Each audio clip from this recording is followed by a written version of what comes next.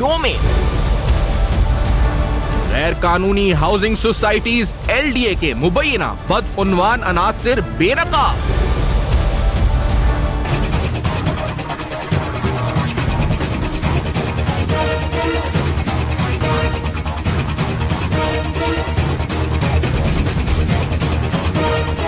रिहायशी प्लॉट्स की गैर कानूनी मुंतकली LDA की तहकीकाती रिपोर्ट में अहम तरीन इंकशाफात। LDA के 3 अफसरान की मुबैना बदउन्वानी केस महकमा एंटी करप्शन को अरसाल।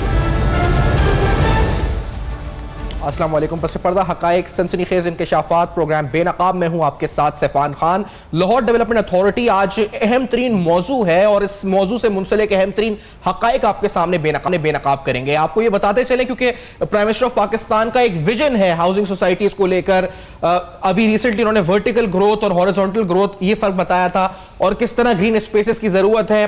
क्या उनका विजन है इस वक्त लैंड डेवलपमेंट के हवाले से। तो वो अपनी ट्वीट्स और अपनी तकारीर के जरिए जो विजन है इमरान खान साहब उसकी जो है इस वक्त बार बार रिमाइंडर भी देते रहते हैं और लोगों को बताते भी रहते हैं। सवाल यहां पर यह कि जो उनका विजन है उसको इंप्लीमेंट करती है ब्यूरोक्रेसी,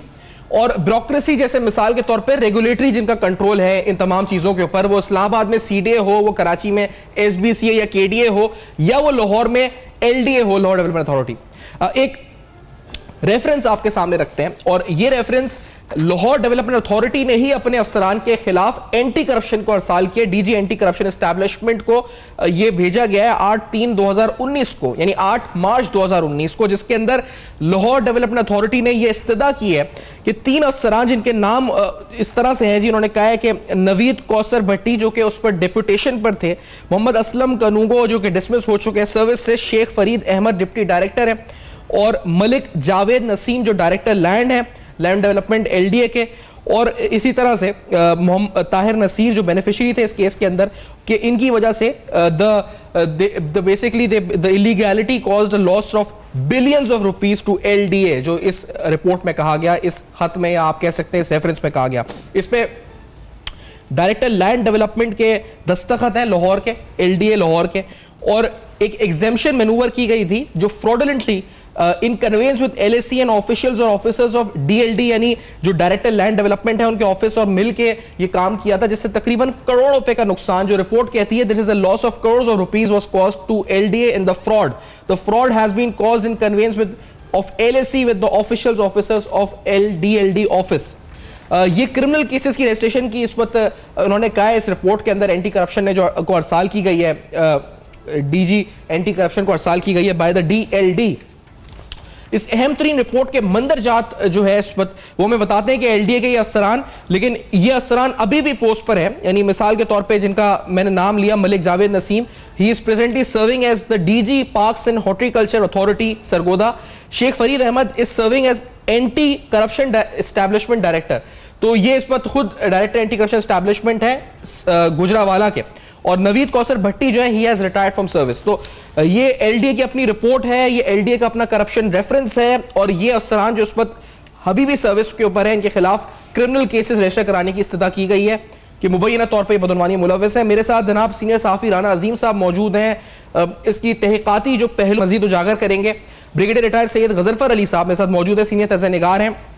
पूरे मुल्क की सूरत हाल और बिलखुसूस LDA पे भी आज इनसे गुफ्तगू होगी। राना अजीम साहब, ये मामला, ये माजरा, LDA खुद एंटी करप्शन को लिख रहा है कि आप इन लोगों के खिलाफ FIR या क्रिमिनल केस रजिस्टर करें। यहां पर तो लिखा है बिलियंस ऑफ रुपीस लॉस इनकी वजह से हुआ है। कैसे हुआ है, किस तरह से हुआ है नुकसान? फेक अलॉटमेंट हुई है, फेक शख्स को अलॉट कर दी गई जमीन, क्या हुआ ये मामला? देखिए, हुआ ये कि एक जब ये लोग सुफियान LDA में मौजूद थे, चूँकि LDA एक सोने की चिड़िया है और यहाँ पर अक्सर आप देखें कि वो लोग तैनात हुए हैं जिन पे अगर आप उसके आगे जाके देखें तो उन पर कई इल्ज़ाम आए और सच साबित होंगे। मसलन LDA में आहद चीमा साहब से आप ले लें, उससे पहले लोगों को ले लें तो करोड़ों की नहीं अरबों की करप्शन हुई। ये भी इसी तरह हुआ कि फरीद साहब जब LDA में थे तो इन्होंने एक ज़मीन जो कानून के मुताबिक मौजूद ही नहीं, जोहर टाउन के अंदर, जिसके खसरा नंबर भी मौजूद है, आपने अभी दिखाया है, उसमें एक चीज मौजूद है, उस जमीन को आप जब लेते हैं तो LDA लेने के बाद अगर एक कनाल जगह है तो उसको 5 मरले या 7 मरले देगा, अगर 5 एकड़ है तो उसको उसके हिसाब से देगा। इन्होंने क्या किया कि वो प्रॉपर्टी ली, उस प्रॉपर्टी को लेने के बाद कागजात के अंदर वो सब कुछ चलता रहा। पीछे जब देखा गया तो उसका कानूनी तौर पर कोई चीज नहीं थी, पटवारी भी साथ था, बाकी साथ था, सिर्फ कागजात के अंदर सब कुछ मौजूद थी। फिर वो जमीन जो एक खलाई जमीन थी जिसका कोई वजूद नहीं था, उसके बुनियाद पर वहां पर करोड़ों नहीं इस वक्त अरबों रुपए मालियत के प्लॉट अलॉट कर दिए गए। वो प्लॉट अलॉटमेंट जो की गई वो उन लोगों के नाम पे की गई जो इन्हीं के अपने लोग थे। जब उस पर अलॉटमेंट के बाद जब ये चीजें सामने आना शुरू हुई और ये केस जब बिल्कुल क्लियर होकर सामने आता है तो उसमें बिल्कुल वाज़ेह तौर पर निकाल नजर आता है। वो उसमें बताते हैं कि जनाब 25 अगस्त 2007 को क्या हुआ, कितनी जगह थी, उसके बाद कितनी जगह थी, उन तमाम चीज़ों को बाकायदा खसरा नंबर लिए जाते हैं। उन खसरा नंबर को जो सामने लाया जाता है तो ये चीज़ें क्लियर होती हैं कि लैंड एक्विजिशन कलेक्टर जो है उसने 1973 के एक्ट के तहत जो कि उसके बाद एहतियात नहीं है, उसके तहत जो कुछ किया उसमें सब 2 नंबरी की। और 2 नंबरी करने के बाद सिर्फ 1 नहीं, 2 नहीं, 3 नहीं, अराजी खसरा नंबर 108, 78, 110, 10, 115, 111, 151, 152, 70 और इसके बाद 71 और 81, ये सब जो है ये अकबर अली के नाम के मुख्तलिफ अवार्ड सुनाए गए। जब ये सारे अवार्ड सुना दिए जाते हैं तो उसके अवार्ड सुनाने के बाद जो प्लॉट दिए जाते हैं उस प्लॉट में बाकायदा शेख वली जो है वो हिस्सेदार बनते हैं। इन पर मुकम्मल तौर पर आहिस्ता आहिस्ता इन्वेस्टिगेशन होती हैं। जब इन्वेस्टिगेशन होती है तो फिर एक मुकम्मल फाइल बनाकर एंटी करप्शन को भेजी जाती है। उस वक्त के DGLD होते हैं इरफान अली, वो एक फाइल भेजते हैं एंटी करप्शन को कई LDA के अफसरान के खिलाफ के इन लोगों ने ये तमाम चीजें जो है ये गलत की थी। तो एंटी करप्शन से जो है वो वापस फाइल आ जाती है, कहा जाता है जी एक एक करके भेजे। अब एक सवालिया निशान पैदा होता है, हर क्यों एक एक करके भेजे? उसकी वजूहत बड़ी क्लियर और साफ थी। हुआ ये कि जिस वक्त ये सारे मामला चलते हैं तो ये लोग जिन पे ये इल्जामात होते हैं इन्हें फौरी तौर पर जब महकमे से सरेंडर किया जाता है, ये निकाला जाता है, तो ये जाके बासर हाथों के जरिए एंटी करप्शन में तैनात हो जाते हैं। आप सब सोचेंगे कि आहर जब दूध की रखवाली में बिल्ले को बिठा दिया जाएगा, जब गोश्त की रखवाली पे कुत्ता बैठ जाएगा, जब चोर चौकीदार बन जाएगा, तो जेहन में रखें फिर करप्शन कभी नहीं रुक सकती। ये शेख फरीद साहब चले जाते हैं एंटी करप्शन में, इसी तरह और भी बहुत से लोग जो है एंटी करप्शन में चले जाते हैं। एक जुहैब अहमद होते हैं, वो भी एंटी करप्शन में चले जाते हैं। जुहैब अहमद वो है जो आहद चीमा के कार खास थे जिन पर इल्जाम था कि LDA सिटी लाहौर में लाखों नहीं करोड़ों रुपए की मट्टी जो है वो सेल की गई। वो भी वहां से फारिग होते हैं तो उनको भी भेज दिया जाता है एंटी करप्शन में। ये सुफियान, मैं सिर्फ ये समझाना चाहता हूँ तो ये क्यों एंटी करप्शन में भेजा जाता है। क्या माजी में देखें कि एंटी करप्शन हमेशा गवर्नमेंट का इदारा है, मसलन गवर्नमेंट ऑफ पंजाब के अंडर होगा, एंटी करप्शन जो पंजाब में है वो उसी के अंडर होगा। और वहां पर जिस तरह अली इमरान को साफ पानी केस में क्लियर किया गया था एंटी करप्शन से, और उसके बाद जब नैब में गया तो नैब ने सारे हकायक सामने लाए, क्योंकि एंटी करप्शन में हुकूमत का और सरकारी अफसरान का जरा जोर ठीक तरीके से चल जाता है। तो इसी तरह चूंकि इसमें बहुत सी ऐसी शख्सियात मुलव्वस थी, आहद चीमा, इसके अलावा मौजूदा हुकूमत के कुछ लोग, हुक्मरान खानदान से तलक रखने वाले कुछ लोग, ये जब इन सारे इसमें मुलव्वस थे तो इन लोगों ने इनको एंटी करप्शन में भेजा ताकि वहीं पे इन्वेस्टिगेशन होगी। और जब इन्वेस्टिगेशन होने के लिए इन्हीं लोगों के पास फाइलें गई तो इन लोगों ने बजाय कि उन फाइलों पे इन्वेस्टिगेशन होती, इनके चाहने वालों ने उन फाइलों को वापस भेज दिया। और आज पाकिस्तान की हिस्ट्री में पहली दफा ऐसा हो रहा है कि LDA ने एंटी करप्शन में मौजूद अफसरान के खिलाफ इंक्वायरी के लिए LDA को ही लेटर लिख दिया है। जब उनको लेटर लिखा गया तो उसका नतीजा ये हुआ कि उन अफसरान ने, जिसमें से एक शख्स जो है इस वक्त LDA में गुजरावाला में DG डायरेक्टर LDA लगा हुआ है, दूसरा शख्स जो है जुहैब वो लाहौर में एंटी करप्शन में जो है वो गुजरावाला में एंटी करप्शन में, ये लाहौर में एंटी करप्शन में है। अब इन लोगों ने इनके खिलाफ जो इन्वेस्टिगेशन के लिए दरखास्त दी गई, FIR के लिए दरखास्त दी गई, वो स्टिल आज के दिन तक उस पर कुछ नहीं हो सका। इसलिए नहीं हो सका कि अब वहां पर यह मामला शुरू हो गया कि एंटी करप्शन के जो उनके सिफारशी थे, जो उनके अपने लोग थे, वो किसी सूरत नहीं चाहते कि अगर शेख फरीद पकड़ा जाता है, अगर जुहैब पकड़ा जाता है, अगर DGPH से सरगोदा पकड़ा जाता है, तो उसके पीछे बहुत से नाम निकलेंगे कि ये करोड़ों रुपए अरबों रुपए की जायदाद किस तरह गई, एलडीए के अंदर रह गए, किस तरह बदअनवानी की गई। और पहली दफा अगर एक अदारा अपने अंदर से खुद एहतसाबी का अमल शुरू कर रहा है और अपने ही अफसरान के खिलाफ ये सब कुछ कर रहा है, तो उसके राह में भी ब्यूरोक्रेसी खड़ी हो गई है। और ये आपने पिछले दिनों देखा कि एंटी करप्शन ने इन्हीं हालात, इसी वजह से एलडीए के मौजूदा अफसरान के खिलाफ भी मुकदमा दर्ज करवाने शुरू कर दिए। ये बड़ा वाज़ेह तौर पर है वर्सेस एलडीए, एक नई जंग शुरू। ये बड़ा वाज़ेह तौर पर है, क्योंकि ये जो केस हम आपको दिखा रहे हैं नाज़रीन, इस एक ब्रेक की तरफ हमें बढ़ना है, तो ये तफसीलात आपने सुनी है, गजनफर साहब की राय भी इस पे लेंगे। ये बड़ा इंपॉर्टेंट मामला इसलिए कि एंटी को खुद एलडीए लिख रहा है, और ये तमाम अफसरान जो है इस वक्त अगर वो मौजूद भी हैं, सर्विस पर हैं इस वक्त, तो हम ये प्लेटफॉर्म उनके लिए भी हाजिर है जवाब देने का। लेकिन this is all those facts जो कि खुद एलडीए के अपने खत में, जो अपने रेफरेंस में जो एंटी करप्शन को लिखे गए हैं, उसमें मौजूद हैं। कुछ मजीद हकाइक, कुछ मजीद तफसीलात जो हमारे पास मौजूद हैं एलडीए के हवाले से ही हम आपको दिखाएंगे, लेकिन इस छोटे से ब्रेक के बाद बेनकाब करेंगे। मेरे साथ रहिए।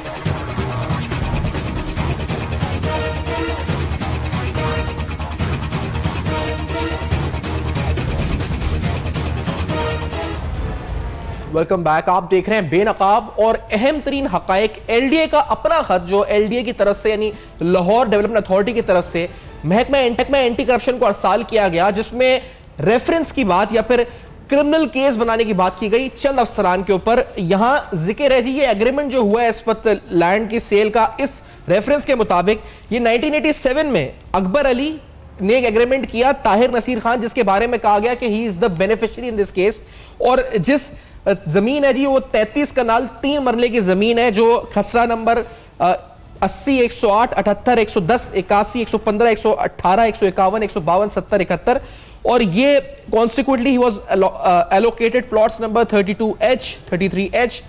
ये तफसीलात सारी इस वक्त प्लॉट्स की मौजूद है। और जिन अफसरान की बात की गई है जिन पर क्रिमिनल ऑफेंस बनता है, वो मलिक जावेद नसीम है, director land development, Tahir Naseer एक जो बेनिफिशियरी है, इसके अलावा नवीद कौसर भट्टी जो कि उस वक्त डेपुटेशन पे एलएसी थे, और मोहम्मद असलम और शेख फरीद अहमद जो डिप्टी डायरेक्टर थे उस वक्त, और अब डायरेक्टर एंटी करप्शन है, डायरेक्टर एंटी करप्शन एस्टैब्लिशमेंट है। इस अहम तरीन दस्तावेजात, इस अहम तरीन डॉक्यूमेंट के साथ रखते हुए एलडीए के अहम मामला हम आपको प्रोग्राम में दिखाते रहते हैं। गजनफर साहब,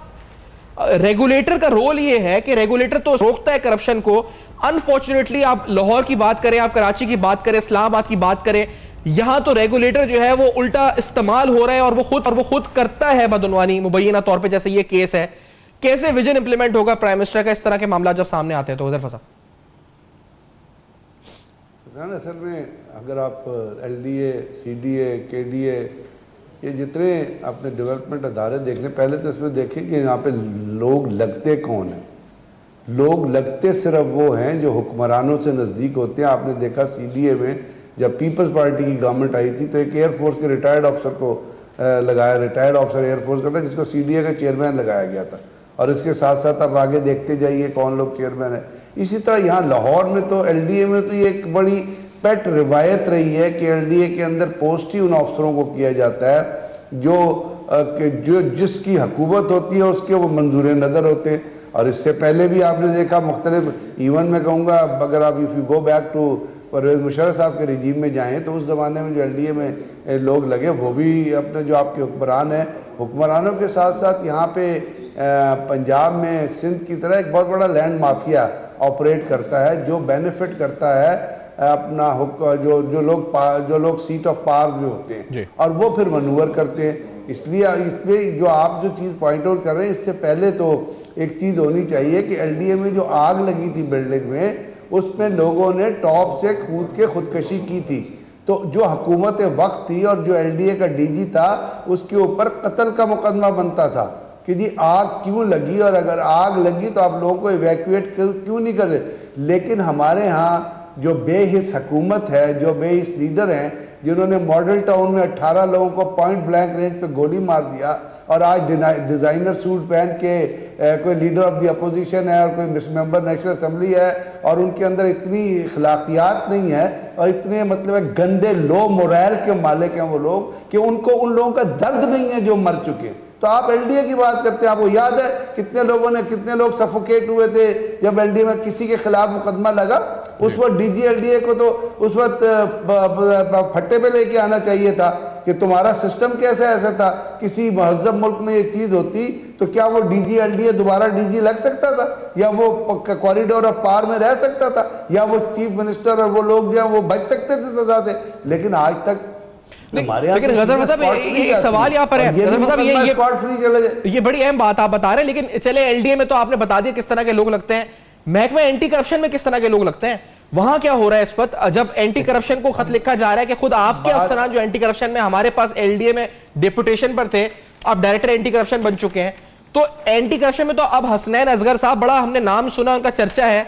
क्या वो एक्शन लेंगे अपने अफसरान के खिलाफ या क्या होगा? क्योंकि एंटी करप्शन के इससे पहले जो डायरेक्टर थे उनके बारे में तो हम सुनते थे कहानियां, अब वाले तो बड़े अच्छी रिनोन पर्सनालिटी और बड़ा अच्छा उनका एक पर्सोना है, उनके बारे में बड़े अच्छे अल्फाज हमने सुने। गजर साहब बात यह कि जो डीजी एलडीए रहे हैं और डीजी एंटी करप्शन रहे हैं, बहुत सारे ऐसे हैं जो वाकई वो आप कह सकते हैं कि स्ट्रेंथ के ऑफिसर्स थे। अब उनका जैसे आपने हसनैन असगर साहब का नाम लिया और यहाँ पे और भी नाम लिए जा सकते हैं, लेकिन यहाँ पे सफियान एक चीज़ें हैं कि एक डीजी एलडीए ने तो खाली कुछ नहीं कर लेना ना। डीजी एलडीए अब यहाँ पे इस मुल्क में क्या हुआ था आपको बताया, मलक रियाज का जो केस चल रहा था तो उसके ऊपर जब कंक्लूजन पे आपको केस पहुंचा तो उसको कहा गया कि जिसको ट्रांसफ़र कर दें एंटी करप्शन से, या उसने अगर कहा कि जिसके ऊपर आप एफआईआर बनती है और एफआईआर बन के तो उस चीज़ को क्या इम्प्लीमेंट हो गया। तो ये जो इर्द गिर्द के क्लीक्स जो काम कर रहे हैं और एंटी करप्शन में ऐसे नीचे लोग हैं those who are not concern with corruption, और जैसे अब इन्होंने राणा साहब ने भी आपको बताया कि किस तरह लोग एक जगह से निकलते हैं जाके एंटी करप्शन में पोस्ट हो जाते हैं, यानी वो लोग जो खुर्द बुर्द करके गए हैं और महकमा भी उनके खिलाफ कोई चीज़ पॉइंट आउट कर रहा है या कोई चीज़ें सरफेस पे आ रही है प्रिंट मीडिया से इलेक्ट्रॉनिक मीडिया से, उनको किस रीजन किस लॉजिक किस क्रेडेंशियल के तहत आप उनको एंटी करप्शन में पोस्ट कर सकते हैं। लेकिन ये एक कनेक्शन एक कनेक्टेड माफिया चलता है और वही है जो लोगों को बचाया जा रहा है। ये तो छोड़िए, इसके साथ साथ आप देखिए कि यहाँ लाहौर में पंजाब में कितनी ऐसी, लाहौर की अगर एलडीए की आप बात करते हैं कितनी स्कीमें हैं जिनके ऊपर अब इश्तहार आ रहे हैं अखबारों में कि इनमें प्लॉट ना खरीदें। सही बात है। वो किस तरह प्रूव हुई, किस तरह वो चली, किस तरह उन्होंने पैसे जमा करने के, लोग बेचारे पैसे दे बैठे हैं और उन्हें बहुत गरीब लोग हैं जो पैसे दे बैठे हैं, अब उनका पैसा कोई वापस करेगा क्या आप सोच सकते हैं कि वो उसके लिए किसने पैसा खाया था उन स्कीमों को? जो जब वो अखबार में इश्तहार दे रही थी कि आओ जी हमसे प्लॉट खरीदो, तो उस वक्त एलडीए को नोटिस नहीं देना चाहिए था कि जी ये स्कीमें हमसे टेक्निकली क्लियर नहीं है? क्या किसी ने नोटिस दिया? तो ये चीज़ें हैं। अब ये भी केस है कहीं दब दुबू जाएगा, कल को जो है वो लोग इधर उधर अपने आप को मैनेज कर लेंगे और उसके बाद फिर एक सॉफ्ट रेफरेंस आ जाएगा और लोग अखबारों में आना शुरू होगा कि इनके साथ तो बड़ी ज्यादती हो रही है। जैसे आज चीमा के खिलाफ भी आर्टिकल आया कि जो स्टोरी तो कोई सुनी नहीं, उसने जो कुछ किया उसको आप भूल गए। तो ये चीज़ें एक आयरन हैंड से, अगर तो इमरान खान साहब की हुकूमत ये फील कर सकती है कि उसने डेडिकेटेड तरीके से इन चीज़ों को अनअर्थ करना है और पॉलिटिकल कॉम्प्रोमाइज़ में और एडमिनिस्ट्रेटिव कॉम्प्रोमाइज़ में नहीं जाना। यहाँ सिर्फ पॉलिटिकल कॉम्प्रोमाइज़ होते हैं, यहाँ पे बहुत सारे एडमिनिस्ट्रेशन लेवल पे ब्यूरोक्रेटिक लेवल पे कॉम्प्रोमाइज़ होते हैं। यहाँ पे आपको याद नहीं है आज चीमा गिरफ्तार हुआ था तो यहाँ पे जो ब्यूरोक्रेट्स थे, जो एडिशनल चीफ सेक्रेटरी, उन्होंने जनाब काली पट्टियाँ बांधनी थी और दफ्तर में आके बैठ गए थे और कहा था कि जी हम तो इसको गिरफ्तार क्यों किया गया, यानी करप्शन के खिलाफ अगर किसी का इल्ज़ाम है तो उसको गिरफ्तार ना करो। इस साइकी को हुकूमत ने जब तक चेंज ना किया और इसके ऊपर मेरिट और एक डायरेक्शन और एग्जिस्टिंग रूल्स एग्जिस्ट कर रहे हैं, और रूल पहला ये है कि अगर किसी के खिलाफ करप्शन का चार्ज है और उसकी इन्वेस्टिगेशन हो रही है तो आप कभी कम से कम उसको वो जो पावर ऑफ स्ट्रेंथ है उससे तो हटाएं ना। लेकिन मतलब ये आप भी और अभी राना अजीम साहब भी फरमा रहे थे, आप भी ये कहते हैं कि मतलब ये मामला एक नहीं है। जैसे मिसाल के तौर पे इस रिपोर्ट में लिखा गया जी कि जो एग्जेम्पशन दी गई वो फ्रॉडुलेंट थी, वो इनकन्वेंस में दी गई, उसमें लाहौर डेवलपमेंट अथॉरिटी के अफसरान खुद शामिल थे, डीएलडी ऑफिस जो था यानी डायरेक्टर लैंड डेवलपमेंट वो भी शामिल था, फिर ये तमाम जो फ्रॉड हुआ, ये जमीन दी गई, फेक अलॉटमेंट दे दी गई, फेक शख्सियत को दे दी गई, एक बेनिफिशियरी को दे दी गई, फिर बाकायदा कोर्ट डिग्री का जिक्र है कि किसमें उसमें एलडीए ने कोई किरदार अदा नहीं किया, उसको चैलेंज नहीं किया, उसमें जो किरदार अदा करना चाहिए था वो नहीं किया। ये एक केस नहीं है, ये ऐसे और सैकड़ों केस हो रहे होंगे लाहौर में और ये एलडीए की नाक के नीचे हो रहे होंगे यकीनी तौर पर। राणा साहब आपसे अगर पूछूं तो अच्छा, ये एक केस नहीं है, ये वाकई हजारों केस है, जिस तरह अभी सर ने कहा, साहब ने बिल्कुल दुरुस्त कहा है। आप जरा गौर करें ना कि जब एलडीए में तैनातियां वो होंगी जो सियासी बुनियादों पर हो, जब वहां पर एक रेड लिस्ट सबका दौर में लगी हो कि 3 करोड़ दे दो, 4 करोड़ दे दो, 5 करोड़ दे दो और इस ओहदे पे तैनात हो, जो जब हुक्मरान और सरकारी अफसरान को कब्जा माफिया और लैंड माफिया का गठजोड़ होगा तो फिर ये सारा कुछ तो होगा ना। आप देखें, ये एक ऐसा केस है, अभी पीडा एक्ट 2006 के तहत इसकी एक और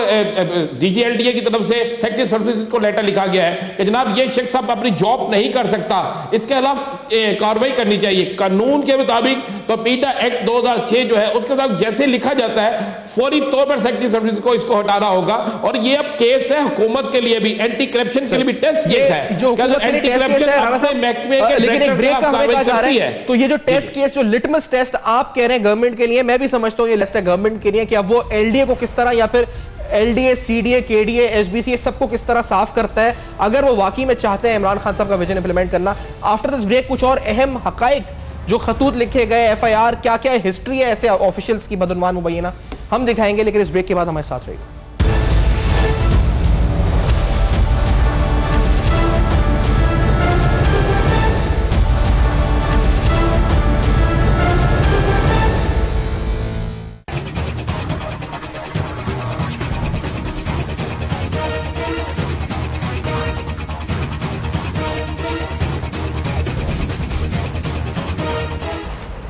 वेलकम बैक। आप देख रहे हैं बेनकाब, और बेनकाब में अहम तरीन हकाइक, फैक्ट्स आपके सामने रख रहे हैं। करप्शन का एक रेफरेंस जो कि एलडी की तरफ से एंटी करप्शन को फॉरवर्ड किया गया। एक खत और आपके सामने रखते हैं जो कि सेक्रेटरी सर्विसेज को लिखा गया, to the services and general administration department. और यह खत लाहौर डेवलपमेंट अथॉरिटी के विंग जो आप अभी स्क्रीन पे देख रहे हैं, डायरेक्टरेट ऑफ एडमिनिस्ट्रेशन की तरफ से लिखा गया, जिसपे डायरेक्टर एडमिनिस्ट्रेशन एलडीए लाहौर के दस्तखत है, जहां सब्जेक्ट है इनिशिएशन ऑफ प्रोसीडिंग्स अंडर पीडा act 2006 regarding fraudulent exemption and thereupon allocation of plot number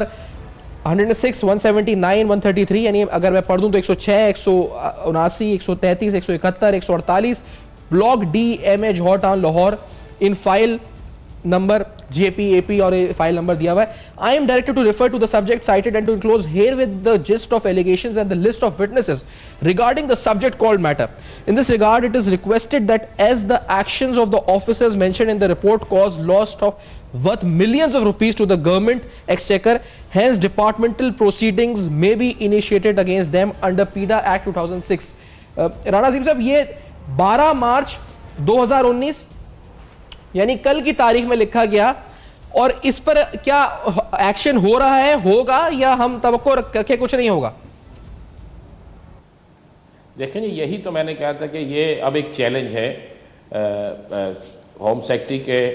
हवाले से भी, डीजी एंटी करप्शन के हवाले से भी, सेक्रेटरी सर्विसेज के हवाले से भी, और ख़ुद हुकूमत पंजाब के हवाले से भी, कि अगर एक पीडा एक्ट 2006 के तहत एक लेटर लिखा जाता है और उस लेटर में ना सिर्फ लेटर में ये कहा जाता है कि इसको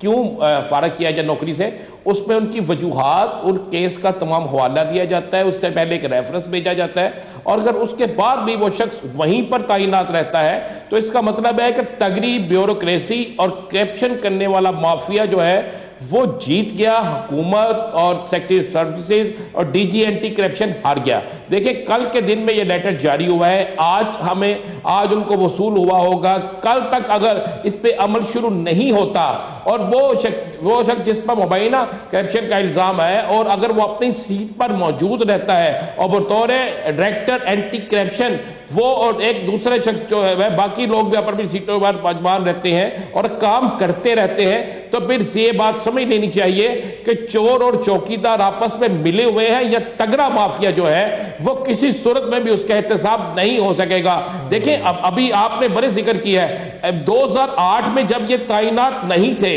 एंटी करप्शन में, तो उस वक्त भी आप देखें कि इनके खिलाफ FIRs दर्ज थी। पहले तो ये देखना होगा कि अगर किसी शख्स के खिलाफ किसी महकमे में इंक्वायरी हो रही है तो उसको किसी ऐसे महकमे में क्यों ट्रांसफर किया जाता है तो जो उस पर असर अंदाज हो, और जब ये सारा कुछ होना शुरू हो जाता है तो फिर उसके बाद तो समझ में आ जाती है कि वो ये माफिया अकेला नहीं है, ये किसी एक शेख वरीद की बात नहीं है, किसी एक शहर की बात नहीं है, किसी एक DGPHA की बात नहीं है, ये पूरा एक गिरोह है, और वो ग्रोह जो है इस कदर बासर है कि उसके वो जब चाहता है जहां चाहता है तैनातियां कराता है और उनके खिलाफ सबूतों के बावजूद, लेटर लिखे जाने के बावजूद भी कुछ नहीं हो सकता। ये कल तक पता चल जाएगा। अगर एक्शन होता है तो फिर ये समझ आएगी कि एहतसाब हो रहा है। मैं तो यहां पे कहूंगा कि इस केस को भी उसी तरह नैब को ले लेना चाहिए जिस तरह साफ पानी केस जो है उस पर जब एंटी करप्शन में गया तो उसमें करप्शन होना शुरू होगी, तो नैब ने उस केस को जो आपने हैंड ओवर किया, तो अब इस केस को भी नैब को ले लेना चाहिए ताकि एंटी करप्शन में बैठे हुए वो माफिया जो इस चीज में रुकावट पैदा कर रहा है उसको ये इल्म हो सके कि पाकिस्तान में नैब जैसा एक अदारा मौजूद है कि जिसके चेयरमैन बिला तफरीक जो है एहतसाब करेंगे तो भी उसमें दूध का दूध और पानी का पानी सब सामने आ जाए। ये रेफरेंस तो लिखा जा चुका है एंटी करप्शन को खुद एलडीए की तरफ से, तो गजनफर साहब कानून और कानूनी पेचीदगियों में जाए बगैर ये रेफरेंस नैब की कंप्लेंट बन सकता है, ये नैब को लिखा जा सकता है, कंप्लेंट वेरिफिकेशन और जो भी नैब का प्रोसीजर होता है एज इट इज खुद एलडीए जब सबूत फराम कर रहा है अपने अफसरान के खिलाफ, और तो फिर एलडीए खुद कंप्लेनेंट बन सकता है। परफेक्ट केस फॉर नैब, और यहां पर बिलियंस ऑफ रुपीस का एक्सचेकर को लॉस भी है गजनफर साहब। तो आप समझते हैं, सजेस्ट करते हैं इस माफिया को डिफीट होगी भी या नहीं होगी? हम ऐसे ही प्रोग्राम करके खत्म हो जाएगा और ये जिंदा भी रहेंगे और जीत भी जाएंगे? गजनफर साहब। सफियान, अभी तक तो जो चीज़ें होती नज़र आई हैं उसमें आपने देखा कि अगर कोई माफियाज को आप कंट्रोल करते हैं तो बहुत सारा कराची में ऐसा माफिया है जिसकी चीज़ें सरफेस पे आई और वहाँ पे जो लैंड एक्विजिशन हुई है और जो मलक रियाज के हवाले से जो चीज़ें आई तो उन पे कहाँ पर कंक्लूजन पे किस जगह पे चीज़ पहुँची। इसी तरह यहाँ पे भी ये चीज़ है, जब आपकी टेयर्स बन जाते हैं क्रिम लोगों के भी और कि जी इसको टच करना है इसको नहीं टच करना, और वहाँ पे फिर एक कुछ लोग खड़े हो जाते हैं, तो उसमें चीज़ें तो अभी तक तो यही है कि कोई ऐसा सबूत तो ऐसा कंक्रीट चीज़ तो सामने आई नहीं जिस पे आप ये कहें। हाँ, ये ज़रूर हुआ है कि पंजाब के अंदर पंजाब हुकूमत ने बहुत सारी ऐसी ज़मीनें थी जो लोगों ने ऑक्यूपाई की हुई थी, वो ज़रूर वागुजार कराई हैं और उसके अंदर बहुत सारा फ़ायदा जो है गवर्नमेंट को रेवेन्यू में हुआ है। अब ये चीज़ जो है इसको नैब खुद ब खुद तो लेगी नहीं, कोई रेफ़र करेगा, कोई भेजेगा तो तभी नैब उसको एक्सेप्ट करेगी, तो सुओ मोटो नोटिस तो कम ही नैब लेती है। तो यहाँ पे तो कोशिश अब यही बात है ना कि अगर तो मेरिट पे काम चले और लोगों को उनके लेवल ऑफ क्राइम के मुताबिक आप डील करें और उसके अंदर सिर्फ उस चीज़ को कानून और जो रूल्स एंड रेगुलेशंस की पेचीदगियों में ना फंसाएं, तो तब आप किसी अपना ऐसे कंक्लूजन में पहुंच सकते हैं जहाँ पे वो लोग जो लोगों को भी धोखा देते हैं, हुकूमत की अपना आवाम को भी धोखा देते हैं, ज़मीनों पे भी काबिज होते हैं, पैसे भी बनाते हैं, उनके खिलाफ कोई कार्रवाई होती है। ठीक है गजनफर साहब, शुक्रिया आपका अदा करेंगे और राना अजीम साहब का आपने वक्त दिया प्रोग्राम में ज्वाइन किया। डेवलपमेंट अथॉरिटी का एक रेफरेंस जो कि करप्शन के हवाले से एंटी करप्शन को लिखा गया, वो अफसरान तैनात ओहदों पर बराजमान, क्या एक्शन उनके खिलाफ गवर्नमेंट लेगी, क्या एक्शन एंटी करप्शन लेगी और क्या नैब का केस बनता है नहीं बनता, अहम तरीन हकाइक आपके सामने रखे। For feedback you can write us on our email address, Facebook page and Twitter. देखते रहेगा अब तक, अपना बहुत ख्याल रखिएगा।